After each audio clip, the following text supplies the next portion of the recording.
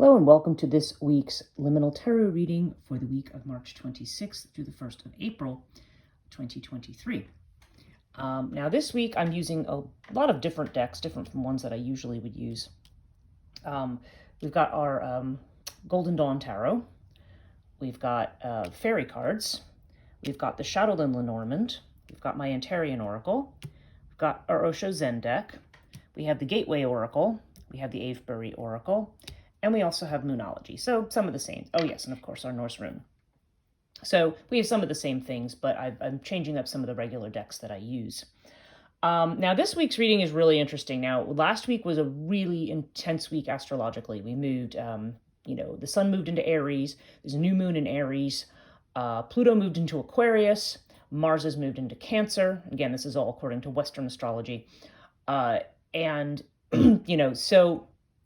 there's been a lot of shifts. These shifts can mean that we have been confronted with past stuff, with past patterns, or just things that are blocking us. And definitely the sense of Pluto and Aquarius is that it's time to do things in a new way. Aquarian energy is very intellectual. Okay, so there is a lot of mind involved. This, usually Pluto and Aquarius is a time of innovation and of new thinking. But so there's definitely I would say that the message there is that we need to take a new perspective on things in order to gain what it is that we're trying to get. So let me start here with the tarot. We've got the Princess of Wands, we've got the Hierophant, and we've got the Four of Pentacles. Okay, now these two are very, very earth-centered cards. Princess of Wands is the same as the Page. So there's that fired up energy, and it's that new energy. Everything in this reading implies new energy. Okay, this is a beginning of something. But with the Hierophant tends to be a bit more traditional in its inflection, a little bit more conservative. It tends to represent traditional religion and spirituality and so forth. But it's also, as you can see from the two bulls, that this is associated with the sign of Taurus. And I think that's really what's important here in line with the Four of Pentacles. Four of Pentacles is about wanting stability, okay? So there's this need, I feel like together this is this need we want to move ahead, but we also need to be very, very careful about about being able to manifest or do something in a way that is grounded and stable. So you want to go for your dreams, but you want to do it in a way that's a little bit more grounded. The Hierophant can sometimes also mean that you might need to seek a mentor or somebody to help you in some way with what it is that you are trying to do. But this is certainly I feel like this is more about establishing security, establishing a new foundation for where it is that you are looking to go. Now I used the Lenormand deck. Lenormand is a little different in how it's used. Usually you read them cards, 2 or 3 cards as sentences or phrases. And so we have Brooms with Fish here. Brooms card is about, as you might think, sweeping out the old. It's about clearing space. And Fish has to do with the financial fluidity. It has to do with new financial opportunities. So this is very interesting. We have this movement energy with this financial energy, and we see somewhat of this, idea of, Taurian earth energy establishing something in the material realm. And so this fits in, I think, with this quite nicely. But I think the message of these two together is, it's time to clear out space to bring in new abundance and new opportunities. Okay. Brooms is about, getting rid of what doesn't apply anymore. And that, as we're going to see, that is a theme throughout the rest of this reading. Okay. So let me go to the Antarian Oracle. A Borderland card is literally what it implies. You're on the edge of something. And you are, and as part of that, there's about this whole thing about traveling or learning a new skill. So of course we have this learning aspect here, or just doing something.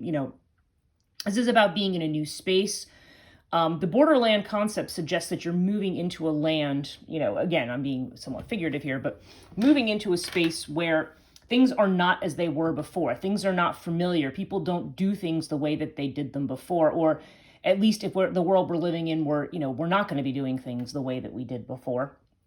So the presence of borderlands suggests a need to recognize that we're in a new space and try to, gear our focus and our learning towards being in that new space, not towards looking back and saying, oh, I need to, I should be going back to doing it this way, or this is the way it was always done, or this is the way my family always did it, or, this is always the thing I believed about myself. I feel there's a lot here with people clearing out old narratives and things too, old ideas about, well, I would do this, but I can't do it this way because obviously it must be done this way.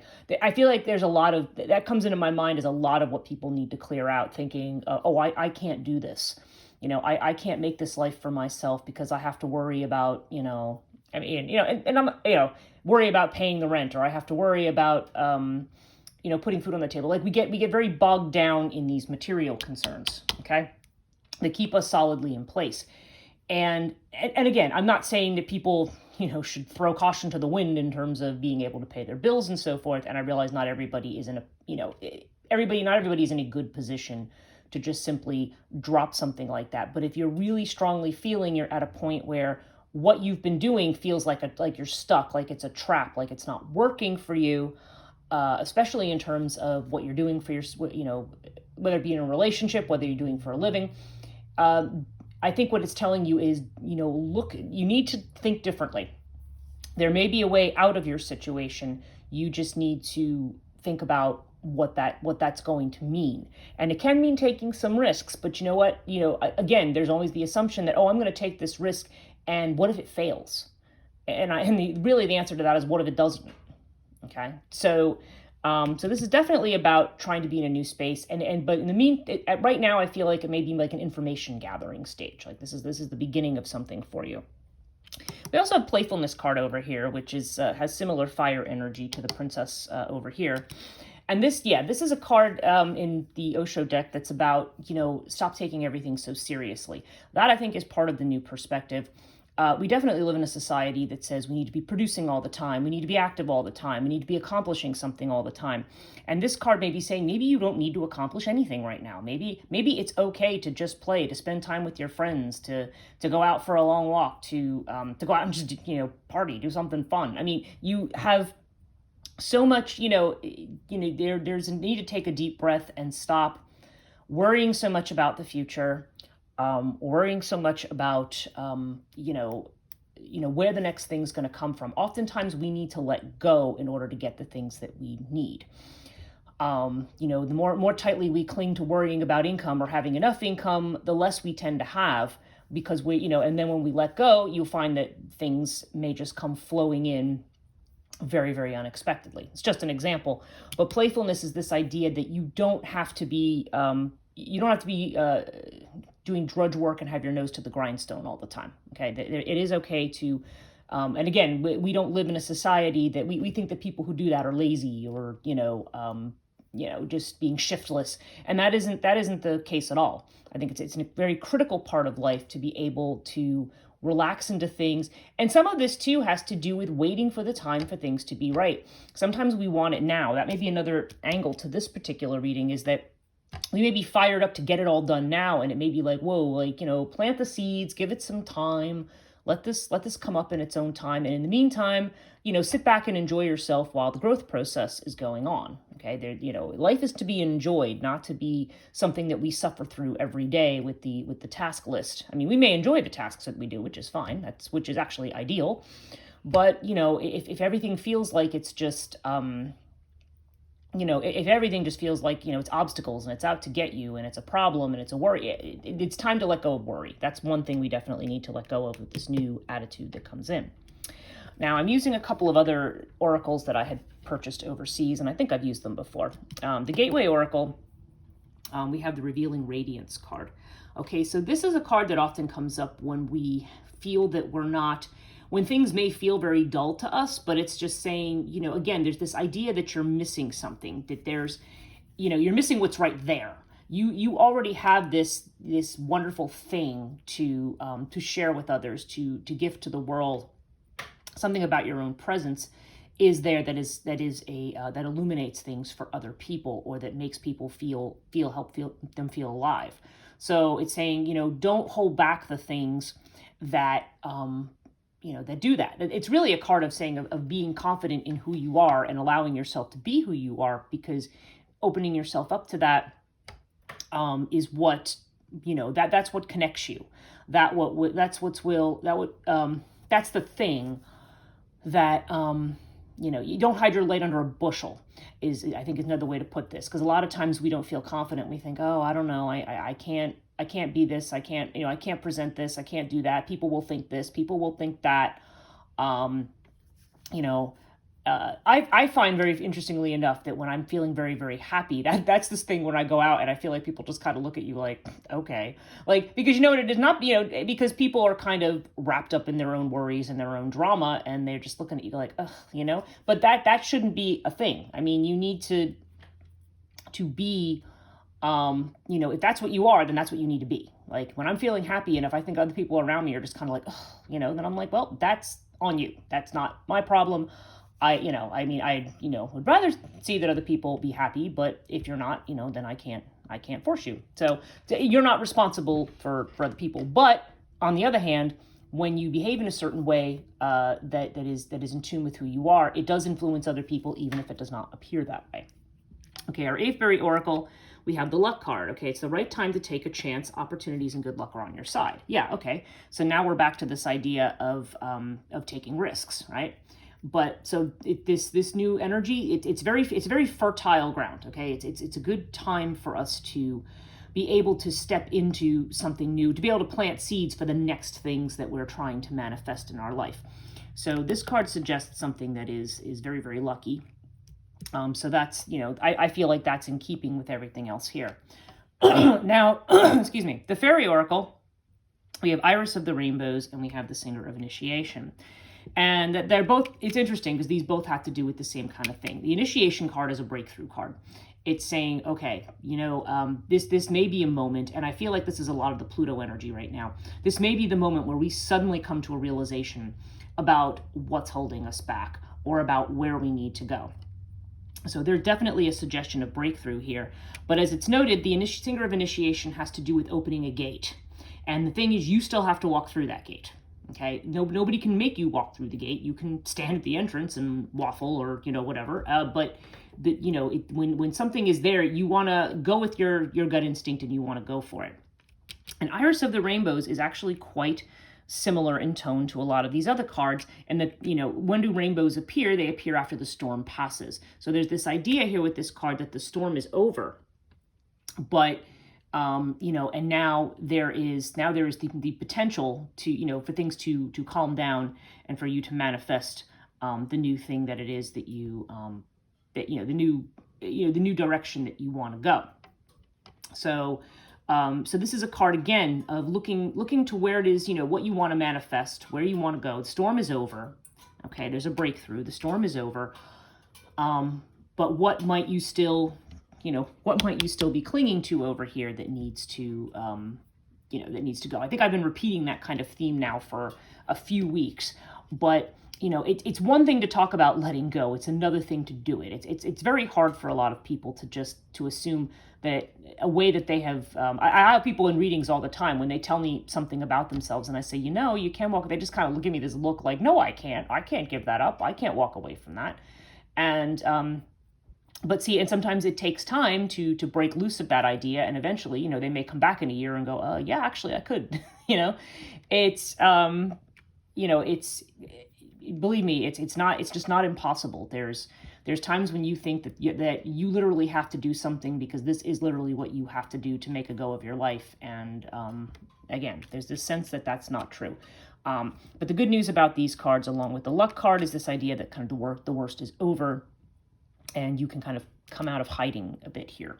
Okay, so Moonology, we have, I two cards came up. And again, that's the same with this one. I went to pull one, and I ended up with two.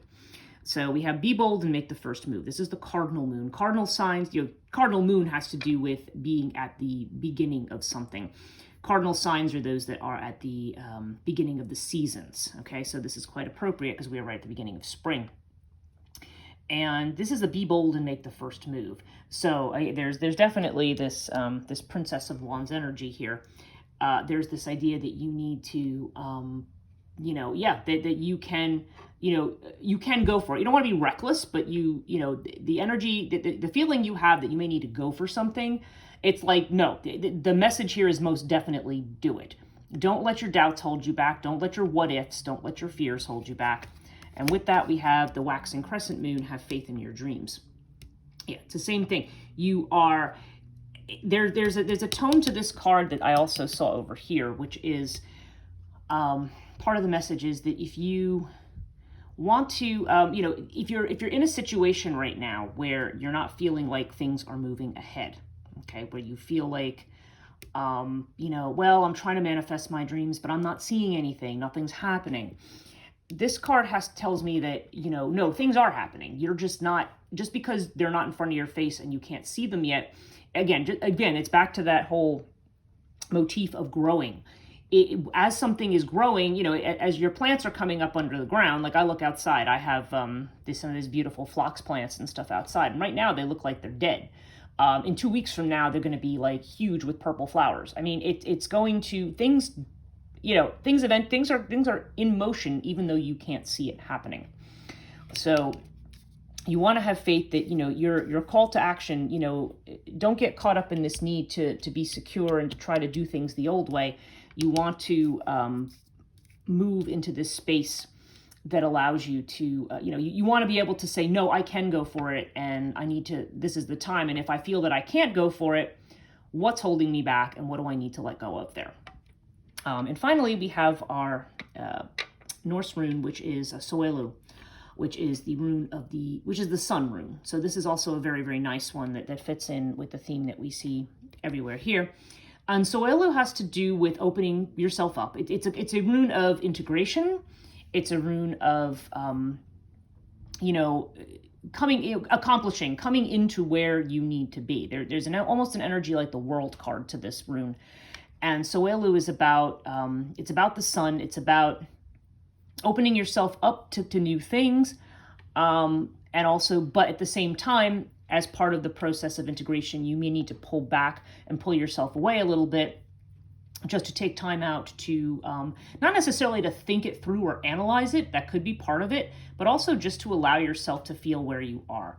I'm trying to get away in my own readings and also in discussion with others, so much from the idea that you need to think very hard about something, because sometimes what we really need to do is shut the mind off and just listen to what our inner voice is telling us, listen to what our body's telling us.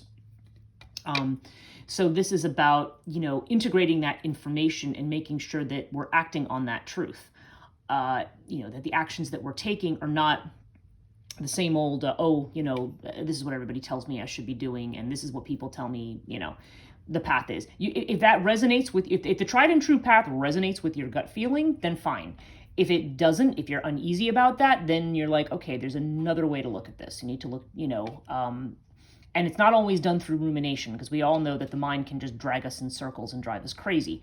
So allow yourself to feel, allow yourself to hear that inner voice.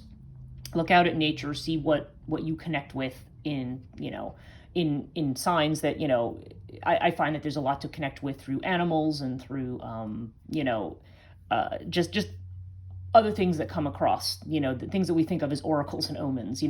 Sometimes those things have a way of shifting something in us, or even our interactions with other people. Sometimes or things you run across. Sometimes the things you run across give you, lead you on a more meaningful path than your, studied, logical, analytical way of doing things. I don't know. I feel very strongly like that's part of what's going on this week. There's a need to open up to our authentic inner authority, whatever that is. I do human design readings, and inner authority is definitely part of human design. And the inner authority could be a lot of different things. Oftentimes it comes from the emotional centers, or it comes from your gut, the sacral, what they call the sacral chakra, from your gut instinct. And sometimes it's sometimes it's splenic authority, coming more from your intuition. So, obviously, yes, we want to be grounded and think things through, but, make sure you're paying attention to that inner authority. Okay, that's all I've got for this week. Thanks very much for listening, and I hope you have a great week. And until next time.